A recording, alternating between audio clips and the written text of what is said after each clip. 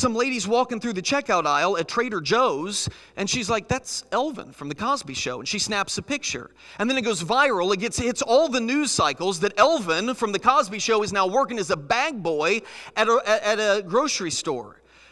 You saw the headlines. What happened to Jeffrey Owens? Jeffrey Owens' fall from grace and all of this shaming. And what was the underlying assumption that is in those headlines? What's the underlying assumption? Here's the underlying assumption. An acting job is better than a bagger's job. That's what it is. That his life would be better if he was in Hollywood than if he's in whatever town he's in working at the grocery store. Do we show favoritism? You bet we do. I saw this just last week. I had gone down, I was in Atlanta last week, and I spoke at a conference, and then I stayed and did a church service on Sunday morning and Sunday evening. So in the airport Sunday night, I'm sitting there waiting on the plane. It was like takes off at 10:10, and it's like 9 o'clock. I'm sitting there, and right next to me was a guy who looked like a pilot. And so I asked him, he was about my age. I said, you fly in this plane? And we were waiting on the plane to get there, and he said, yeah, if it gets here, then I'll be flying it. And so I just wanted to know, because I'm curious about this stuff, I just said, have you ever had any close calls? Anything crazy happened up there? You got any stories like that that'll really freak me out before I get on the airplane? And he said, honestly, no. He actually started to say, I wish I did. But he said, no, like planes fly themselves now, so other than takeoff and landing, there's really not too much excitement. It's just a lot of boredom in the middle of two, fairly tense moments. So our conversation kind of lulled, and then he asked me, he said, well, what do you do? And I told him I was a teacher, and I was getting ready to go on. Before I could even go on, this guy jumps in, he says, now see, that's a job that really makes a difference. And he went on, and I thanked him for that, but then I looked at him, I'm no joke, I looked at him and I said, I appreciate that, but can we be honest? If I have a terrible, awful day at my office, what happens? You get some 17-year-old that doesn't learn that James Buchanan was the 15th president of the United States.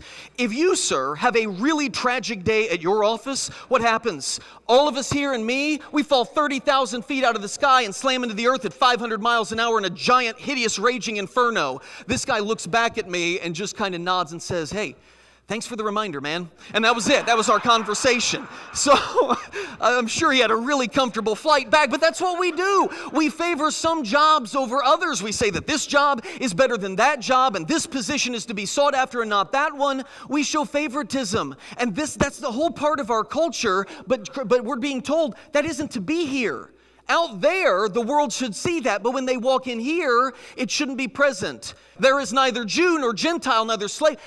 What's being said here? Out there, Paul is telling them, out there, you've got Jews and Gentiles, and you got male and female and their differences, and you got slave men and free men. But here, amongst the body of believers, there isn't Jew and Gentile. There isn't slave and free. There isn't male or female. You are all one in Christ Jesus. There is to be no partiality in this gathering, in this body. Somebody that has a lot and somebody that has little. You're all one in Christ Jesus. That's what we're being told in this passage. The makeup of this body should baffle the world.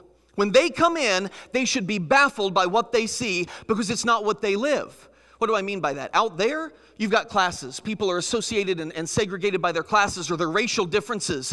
We have in our culture a preoccupation with youth, do we not? Oh, we worship at the altar of youth. What do the young people think? The young people are the future. We must see what the young people, the wisdom of my 6-year-old said to me, and it was profound. No, your 6-year-old picks his nose and eats it. It's not profound. So stop trusting your 6-year-old for wisdom on moral issues. Socioeconomic divides. We divide them by classes and gender rivalry that we've got out there. That's the world. When you walk through these doors, you know what you should see? You should see poor people sitting next to rich people.